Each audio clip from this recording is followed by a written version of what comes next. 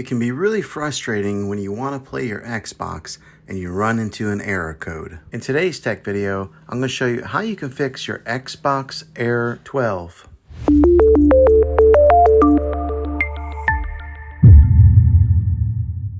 I'm going to show you a few different things to try to help you get your Xbox back up and running again. The first method is the easiest one to try, and that's to do a soft reset. This is where you turn off your Xbox and you turn it back on. The second method is what we call a hard reset. You turn off your Xbox, then you unplug the Xbox from the wall outlet and you wait 60 seconds. Now don't be impatient here, wait the whole 60 seconds and then plug it back in. If your Xbox is working, great. If not, let's move on to the next method. Find your router or your modem that is giving you Wi-Fi and unplug that for 60 seconds. Then plug it back in. You might have to wait a few minutes for it to connect and get back online, but when it does, check your Xbox then. If that doesn't work, then let's move on to the last method. We are going to do a factory reset of your Xbox, which means that you'll have to log back in with all of your credentials, but it will be an important troubleshooting method. First, press the Xbox button X on your controller to open the guide. Then select Profile and System, then go to Settings, then go to System, then Console Info. You're going to select Reset Console. Now on the Reset Your Console screen, you'll see three different options. One will say Reset and Remove Everything. The second will say Reset and Keep My Games and Apps. And the third is Cancel. I would suggest doing the Reset